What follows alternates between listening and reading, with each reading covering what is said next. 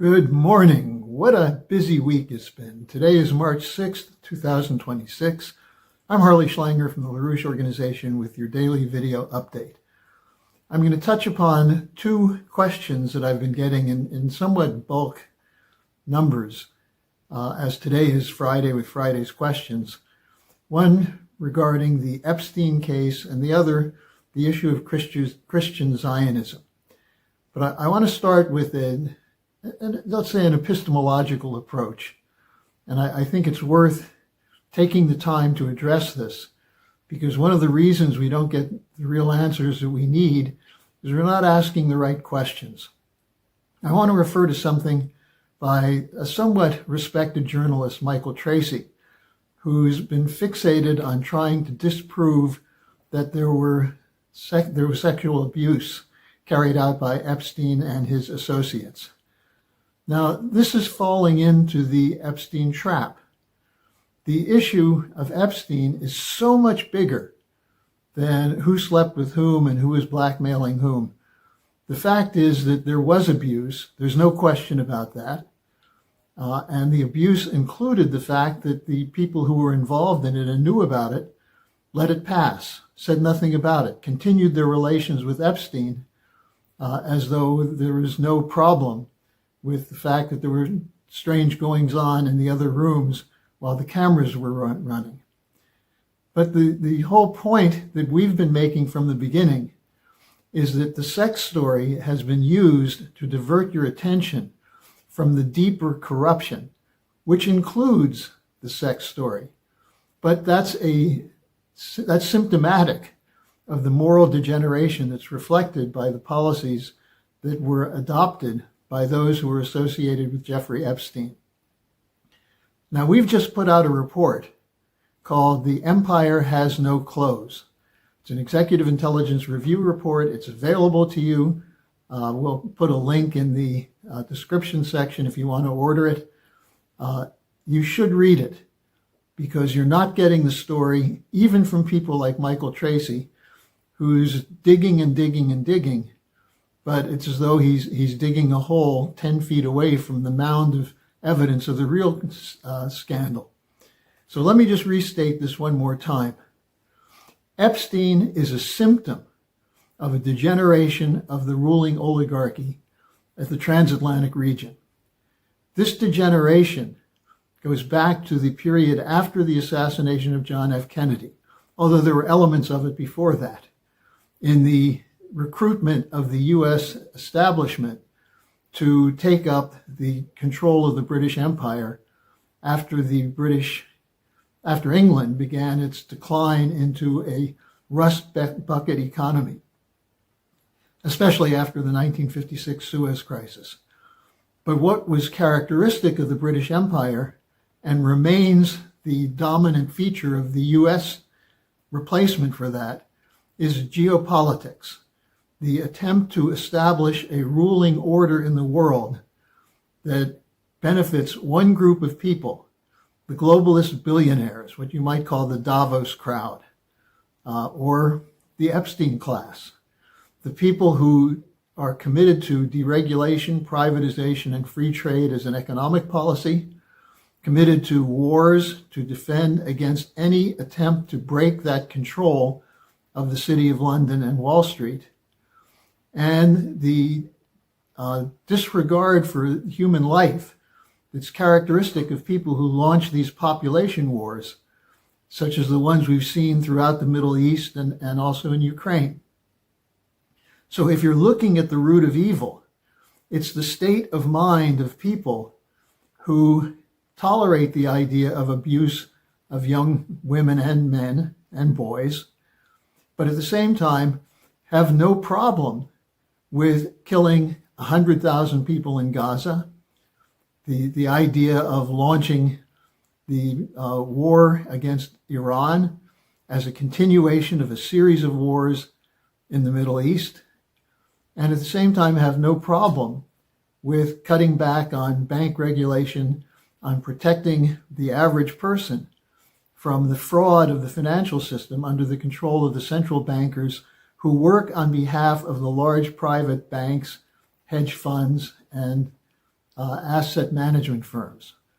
So what you see is people hone in on one area which they think is the one that interests them the most. And it's not surprising that for many, that's the question of sex. But I started my investigation, and we did at the EIR, with the question of where did the money come from that Epstein had available to carry out these operations? And we traced it back to something which still is not talked about, even though the two primary funders of Epstein go back to this initial source of corruption, the Michael Milken junk bond network. This is important because the Milken junk bond effort was the ability to take laundered money, whether it was stolen money, prostitution money, gambling, drugs, arms trafficking, to take that pool of hundreds of billions of dollars, channel it into junk bonds given to corporate raiders who were essentially a second generation of the organized crime networks of Lansky and Lucky Luciano, so they could tee up major corporations in mergers and acquisitions as a move away from the real physical economy of the American system, that is investment in new technologies that increase the productivity of the labor force, and instead make funds from speculation and financialization. That's the broad picture of what's happened with our economy and our world from the post-1971 period to the present. That we no longer value physical labor. We no longer recognize the importance of classical culture, science, the application of science to production. And instead, we marvel at people who have the amount of money that they can fly around the world. They can promote causes such as global warming, which is a complete fraud. And instead, we focus on all that's wrong, consumerism, celebrity, and so on. That's the corruption at the heart of the Epstein affair. And if you want to pursue it, order our pamphlet, The Empire Has No Clothes. We go through it in great detail, and we are continuing to look at it as we're seeing the shift of military production away from the old kinetic forms into new forms which are related to artificial intelligence and the tech sector.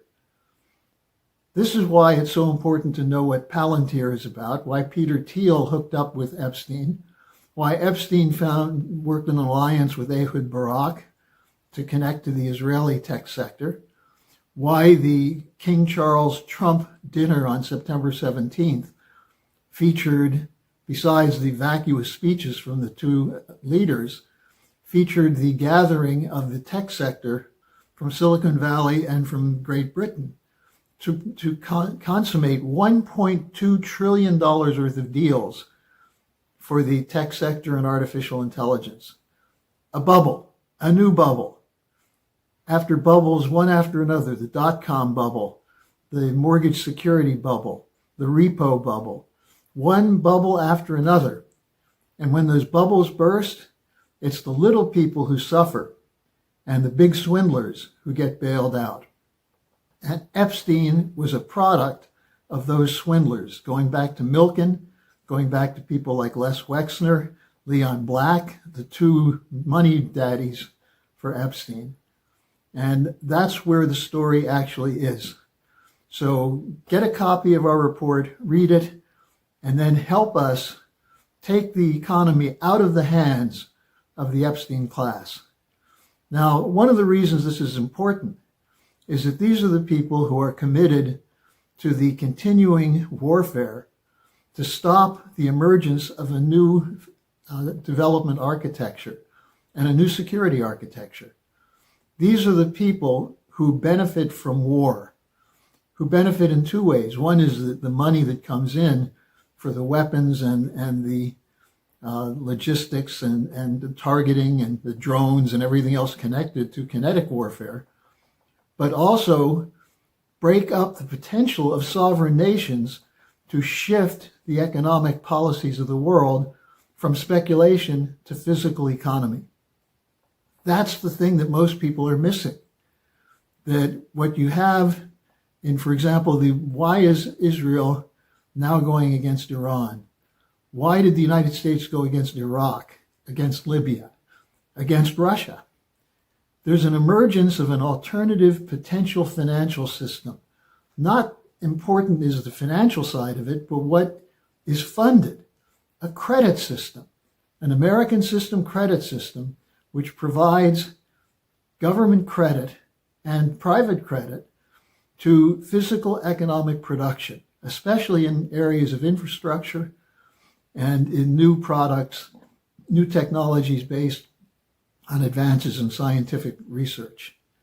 That's the American system. That's how you create real wealth. Now, you can create money, paper money, by swindling people, running clever scams. And that's, in fact, how these billionaires, many of them, have created their wealth. From the scams in derivative transactions and trading and swaptions and so on, that were allowed because of the breakdown and takedown of the banking regulatory system. But that's the real issue. And then you get to what's actually going on behind the scenes. Iran is under attack because it would not submit to the unipolar order of the City of London. It would not give up the idea of nuclear energy for power production. The Iranians have said repeatedly they don't want nuclear weapons, and there's no evidence that they were building nuclear weapons. Even the Trump nuclear team admitted that there was no nuclear bomb on the verge of being created, despite what the president said. So why attack Iran? Well, the same reason Saddam Hussein was attacked, the same reason Gaddafi was attacked. They didn't want to play ball with the globalists. They were not happy with the Davos order that was being established through globalization, the World Trade Organization, and so on. But after many years of having no champions to back them up, all of a sudden Russia, China, India emerged as significant economic and technological powers. And so that's why these wars are being launched. That's why we're once again in the midst of what could become a genocidal third world war because of the desire to take down Iran. And why are we told we have to do that? Most of the reasons that are given are bogus. The real reason, including, by the way, the idea that it's the Christian world against the Muslim world. That's one of the easiest ones to sell. Now, if you understand these things, you don't get fooled. You don't get hoodwinked. But too many people out there have fallen for the hybrid warfare of the censorship regime, the fake news, and so on. And many of you have given Donald Trump a pass when he's fallen for some of these things. And I would argue that his decision to back Netanyahu in a war against Iran is one of those blunders that's made for lack of understanding who Netanyahu is. Who is Netanyahu? A greater Israel fanatic who comes out of the British-controlled revisionist movement of Zionism, the Greater Israel movement, which claims a biblical right to steal the land of the people who live there. And it's backed up by the so-called Christian Zionists in the United States, like Mike Huckabee. Now, I don't think Donald Trump is a Christian Zionist. I'm not 100% certain why he's giving Bibi Netanyahu this lifeline. But I think it's important for people to realize that you're not getting the story when you're told that Iran is a threat to American lives. And this is why it's important to subscribe to the Executive Intelligence Review, to watch the interviews that we're doing, to participate in the International Peace Coalition that we've set up. And since today's Friday, at 11 a.m. Eastern Time, there'll be another meeting of the International Peace Coalition. I urge you to take the time to watch it, participate in it, bring your friends around. Let's have some real serious political discussions so that we can avoid the silliness of the Christian Zionist so-called movement and the Epstein fallacies that are dominating the media in many countries. And then we can enjoy such things as watching the fall of the House of Windsor and their puppets like Blair and Keir Starmer. Then the world becomes much more interesting when you know something about the real processes underway instead of the fake stories that are designed to trap you into an alternative reality. So thanks for joining me. I'm Harley Schlanger. I'll be back next week. And subscribe to the Executive Intelligence Review to get that real story.